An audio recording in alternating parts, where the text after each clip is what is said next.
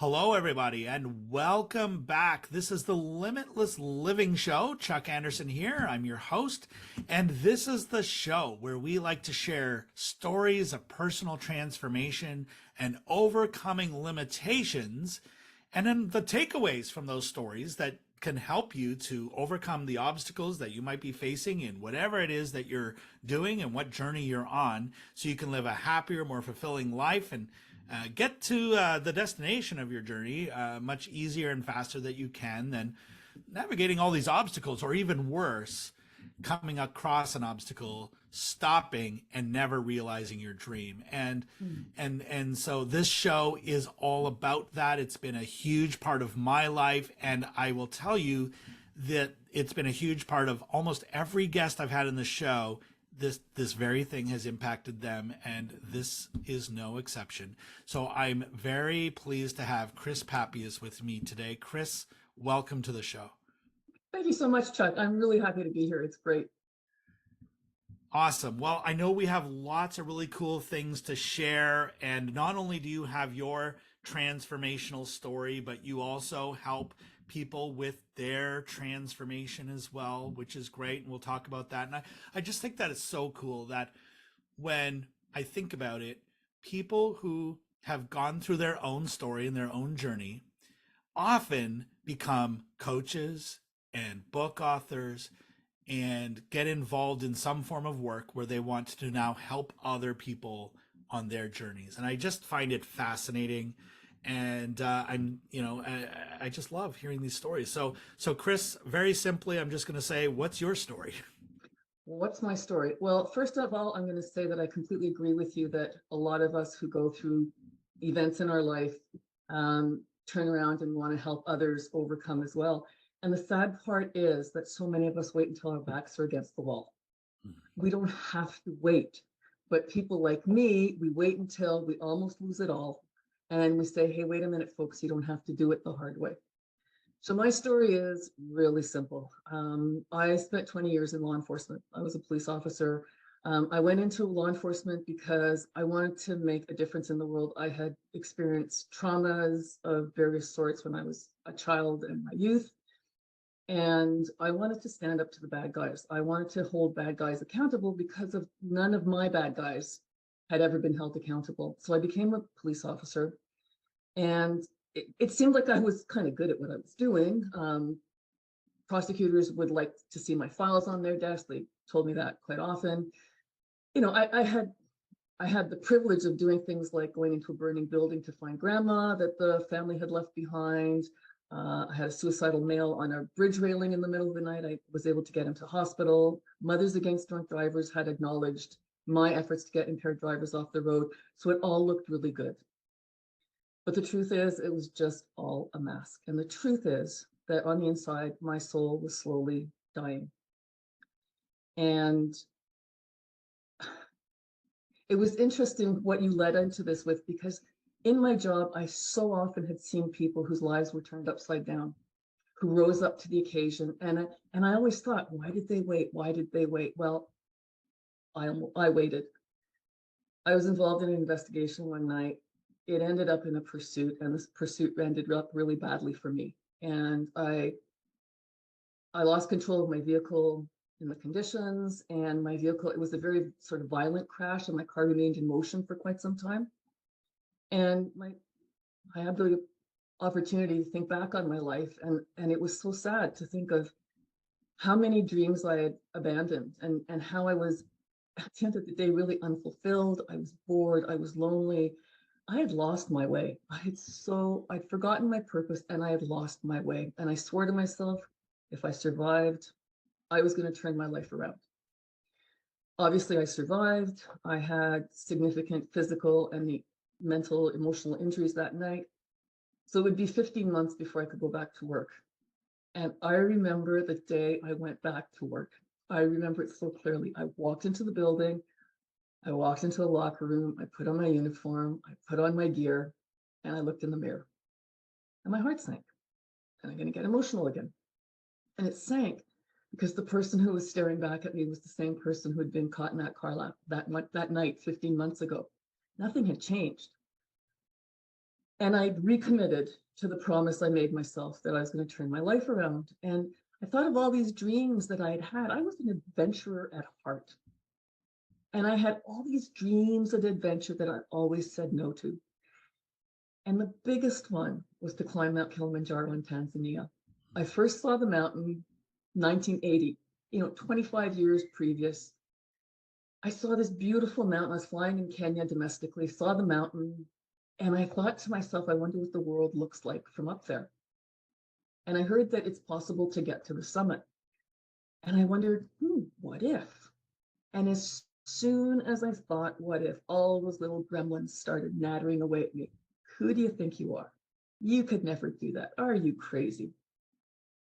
Well, that dream was dusted off. And in October 2006, I ended up at the top of Mount Kilimanjaro. And I get shivers when I think about it, because I got to the top of the mountain and I looked around and I could breathe and I could see the world in all its beauty and its texture. And for the first time in my life, I saw life as an adventure full of possibilities. And when you finally make your dream a reality, it's amazing how you come out of it and go, well, I did that, what's next? And I had all these other adventures. I ended up going to Rwanda and seeing the mountain gorilla, beautiful, beautiful wild mountain gorillas. I trekked 150 kilometers across the Himalayas of Bhutan. Amazing experience. I went to Western Mongolia. I went to the Gobi Desert. I did all these things, and they were amazing adventures, and I was privileged to experience each and every one of them.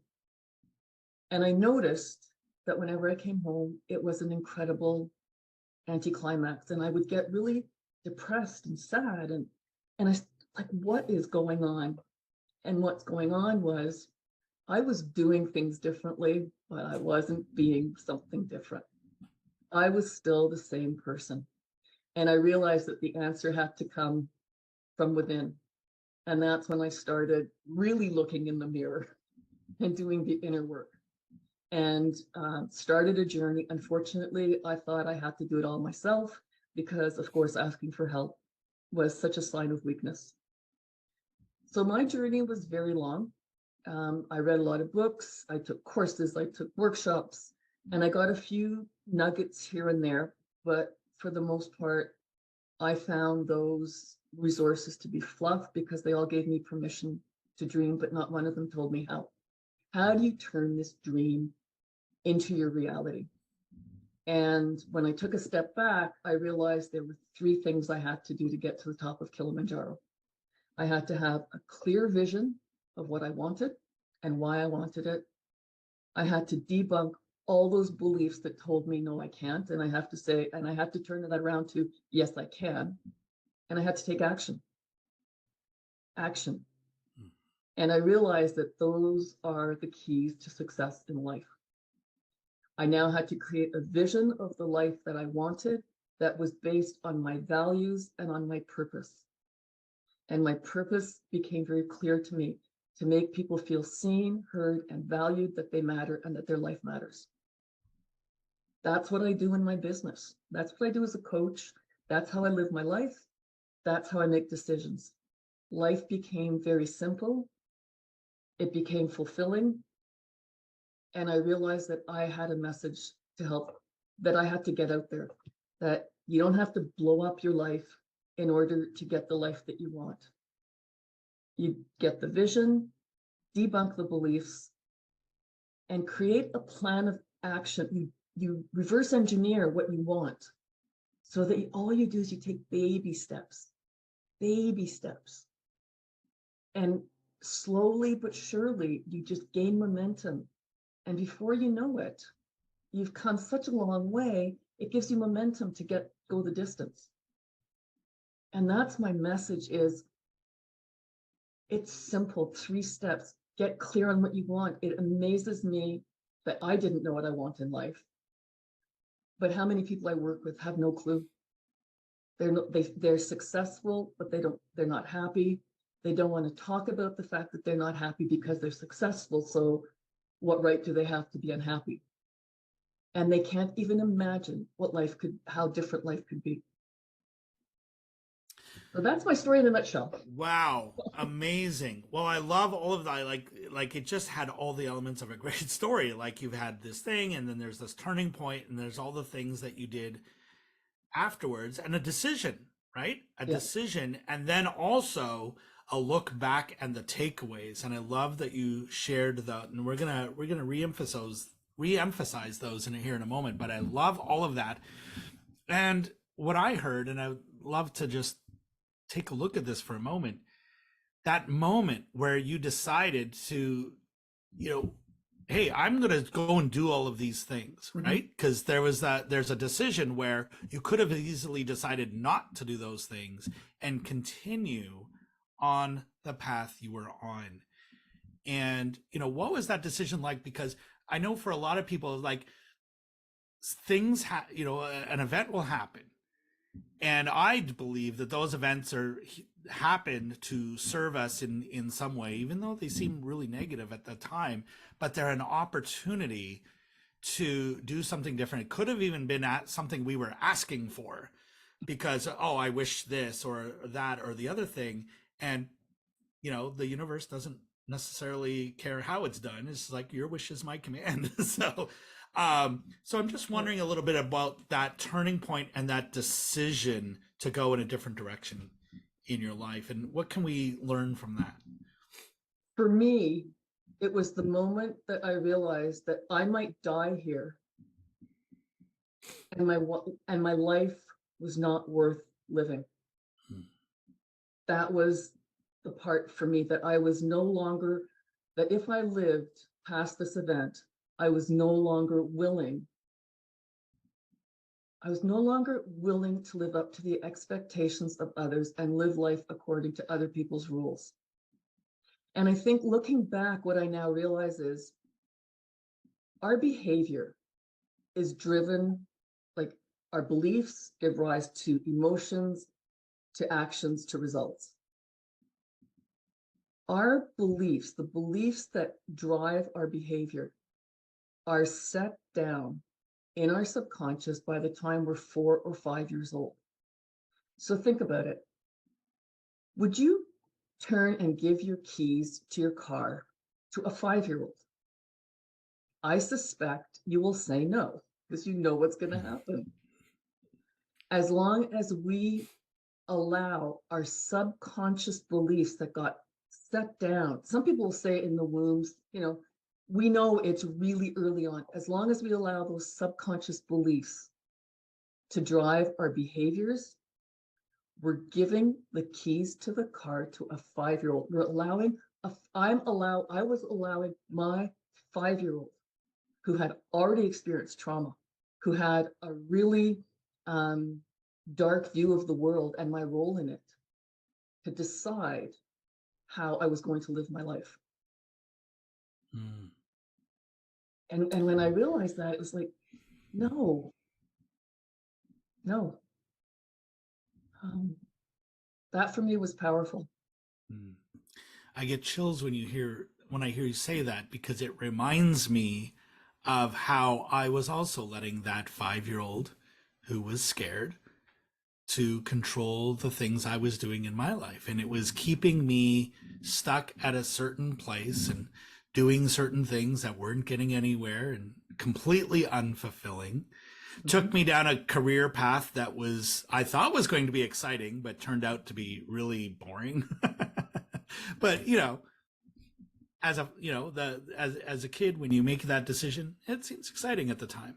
So I love, your story just reminds me so much of that turning point for me. And if this could help inspire just one person listening today to take on their own turning point, maybe you're at that crossroads right now, maybe something, an event, and it could be a major thing. Sometimes it's a minor thing. They're just like little messages that come along, and usually it's aligned with something we've been asking for or been saying that we always wanted to do. And it's the universe's way of pushing us in a new direction. Believe me, I got hints along the way, and I wasn't listening. And the universe just kept going, hitting a little harder, hitting a little harder. And finally it said, okay, enough, Krys. And there's two things that I want to say. First of all, if I had known at the start of my career in law enforcement what I know now, my career would have gone very differently, because I walked into that career with a lot of baggage. I was there to fight the bad guys, but I was there fighting from my wounds, not my scars. Scars is wisdom. You get wisdom from scars. But I was still really angry. If I had known what I know, so what I'm saying is, if things are not going well for you now, don't blow up your life. Take the little steps now, because you may find that all of a sudden you view your circumstances differently, that you show up differently, and the world responds to you differently. And the second thing is, when you think about it, climbing Mount Kilimanjaro really didn't change my life. It was an event. What it really was, though, is a pattern interrupt. It was the day I said, I switched from no, I can't to yes, I can, for that one thing. But once you get that pattern interrupt, you start asking, well, if I could do this, what else can I do? So it doesn't, maybe it's, I don't know, learning how to play the piano or singing karaoke for the first time. It doesn't matter what it is. Something that you've wanted to do, that you've never done, that has nothing to do with sort of your life, if you will. But it's that one thing that takes you out of your comfort zone. And that's the pattern interrupt. And all of a sudden, the world looks different. Amazing. We were saying this at the beginning of this episode, and I think, in our previous chats, where I just find it fascinating how people, when they go through this, not just a transformational journey, but a journey of healing, like you were saying, come from the place of the scars, not the wounds, right? And so many of us who have gone through a journey like that, and we, wounds and scars come in many different forms. Yes. But it's fascinating to me how many people who are on a journey like that end up being coaches and authors and workshop leaders and just overall people who want to help other people live happier, more fulfilling lives. Is how I always describe it to my audience. But I'd love to hear from you. Who is it that you find yourself working with? Who are you attracting into your world as clients, and that you're really able to help and to work with? Because I just love that you do this, and thank you, by the way, because I just, we're aligned, and certainly aligned in that way. We both want people to succeed. So who are you serving? Who's coming into your world, and how are you helping them? It's women like me. They're intelligent. They're doing everything that they've been expected to do. They're high achievers, but that's got a negative side to it. The underbelly of high achievement is, I'm looking to other people to validate me. What I do validates me as a person. But when you don't know that, all you know is you're working. You have the success, it looks good, but inside, there's just something missing. You can't figure it out. Something isn't, and when you look ahead, all I was able to see looking to the future was more of the same. And I had a well-paying job. I owned my house, my car, I traveled, I had no debt, and I was not happy. And I thought I was crazy. And I just could not make life work for me. And I couldn't express myself to people, because when you have it all and you try to express unhappiness to people, they don't get it, right? Because all they can see is the packaging.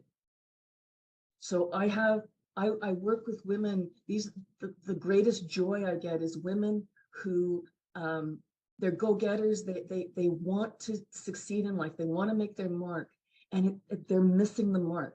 So, for example, I worked with one woman. It was phenomenal to see her. She was a successful person in C-suite in a large organization. And she had a very responsible life at work, and she was very good at what she did. And when I talked to her, she was so driven by that little kid whose mother was an alcoholic, single mom, alcoholic, and who told her that she would never amount to anything. And although this woman was intelligent, she was, society considered her successful. She had a dream, and she said no to that dream. And her dream was she wanted to be a consultant. She didn't want to be an employee anymore. She wanted to, consult on her own terms, blah, blah, blah.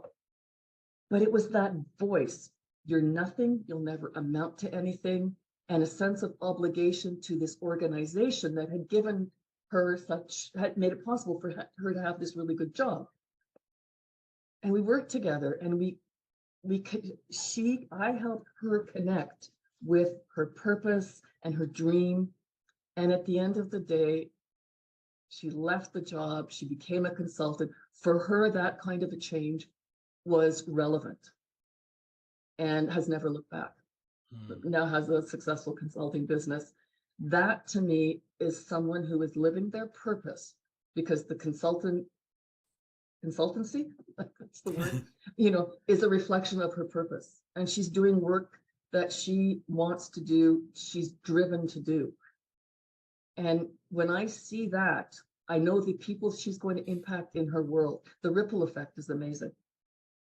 And that's what someone who is an adventurer, who wants to take risk, but who wants somebody in their court cheering them on, letting them know they're not alone and they're entitled to their dream. I believe we have a birthright to feel alive and engaged in everything we do. And that means feeling alive and engaged in the good times and the bad. I do not give you instant pills. I do not believe in unicorns and rainbows. Sometimes life really sucks. But when you can be alive and engaged in those dark times, you don't lose hope, and there's going to be something on the other side. It gives you the strength to go through and not hold back and play small. Wow, amazing. I think that aligns really well, because I know we talked before, and we have a free gift to share, with our audience, that you call Unlock Your Full Potential. Yep. And, in hearing that story, I mean, that's essentially what you did with that client, is you helped them unlock that potential and take themselves on in a whole new way. And it's amazing. Like, when we're in it, it's not all that fun. And when we do unlock and we take on life in a new way, I mean, the possibilities are sometimes very even hard to imagine, because you don't even know what is available to you until you take those steps towards it. So I'm wondering if you talk a little bit about that gift. And we're going to if you're watching this on video, there's going to be a link just beneath this video. And if you're listening on podcast, there is a link inside the podcast show notes of whatever player you're listening on, and we have a link to Krys's free gift there. So you want to tell us a little bit about that? Yep, it's a guide. It's a guide where I talk about the 3 steps to unlocking your potential. Creating a vision. Jack Canfield, listen, if Jack Canfield, author of Chicken Soup of the Soul, says that the reason why most people don't have what they want in life is because they don't have a vision, that gives, I think, some substance to what I'm saying. Have a vision. What do you want? And not just what do you think you should have? What does your heart tell you? What are your values and what is your purpose? Because when you have a vision that's built on your purpose and on your values, you are propelled forward. You don't have to push forward. You're propelled forward. You're energized. You wake up. Imagine waking up every morning going, I get another crack at it. And the greatest thing about it is you never arrive, because every day you have a new opportunity to live that purpose. So it's a fantastic self-fulfilling prophecy. I think that's the right expression. And the next thing is, look at those beliefs. What are your beliefs? Are they true? Or is it simply somebody's opinion that God expressed at some point when you were a child that for whatever reason got locked in? If it's an opinion, it doesn't mean it's right. It's just a story we've told ourselves over and over again. So identify those beliefs, challenge them. And the third thing is take action. When I got to the top of Killy that last morning, the oxygen is now low. It's hard work. If I just focused on the summit that I could see in the distance, I might still be walking, trying to get there. All I focused on, I'd look at my boots. And as long as the toe of one boot was ahead of the toe of the other boot, I knew I was still moving forward. That's all I focused on. And all of a sudden I was at the summit. So those are the three things. And in that download, there's also a really easy assessment, a little quiz, whatever, exercise that'll start getting you thinking about what you want. You got to start somewhere, and it's the small steps. And the moment you hear the word in your thoughts, I shouldn't, or don't, or can't, you know that's somebody's opinion. I cannot do neurosurgery. That is a truth. I wouldn't want anyone to get on the table, right? Don't ever let me into an OR. But the truth is that there may be a medical school somewhere on this planet that would let me in and allow me to train to become a neurosurgeon. I would be in my 90s when I got there, but you never know. Dream big, feel it. What is it you want? And really it's a question of what do you want to feel and how do you want to feel? And that's what the first step is. What can I do to feel that way? And it just, this download, it just gets you thinking, stirs the pot. And once you do that, I'm more than happy to talk. There's information there how to get a hold of me. I'm happy to talk to anybody. My calendar is open. You just have to find the time.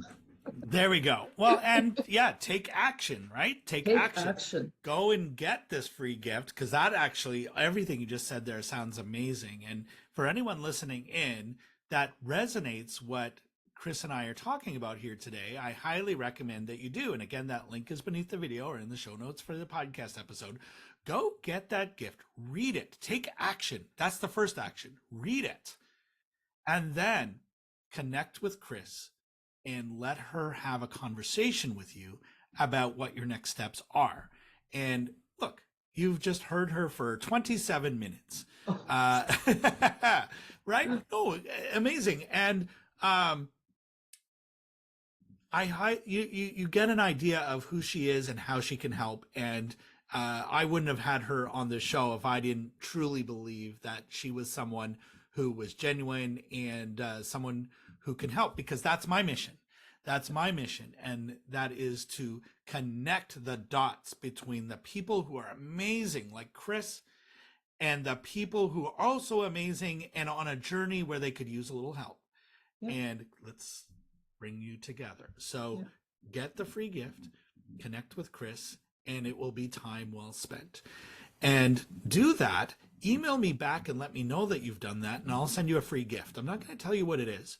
I want you to be an action taker. So come back and email me, tell me that you connected with Krys, and I've got something for you. So Krys, thank you so much for being an amazing guest. We talked longer than we wanted to, but you know what? Like, who are we to stop amazing content when it's being produced? So here we are. This has been great. So thank you so much. If we were to bring this episode to a close with just one final piece of advice or words of wisdom from you, what would you say?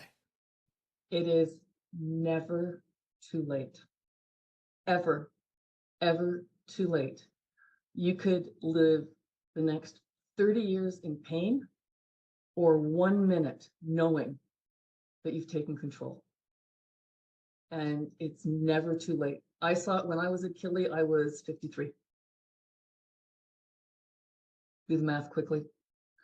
Yes, 53, yeah. It's never too late. And there's a reason why you have those dreams. There's a reason. It wasn't the mountain, it was something more than that. And go get your dreams, because your life will never, ever be the same. It takes one. Amazing. And take action. I love that. Yeah. Yeah. Make the decision and then go for it. And support is available. And Krys, you're an amazing place to get support with that. So thank you, thank you, thank you to our audience. Thank you. Keep moving forward towards your big dream. Keep dreaming.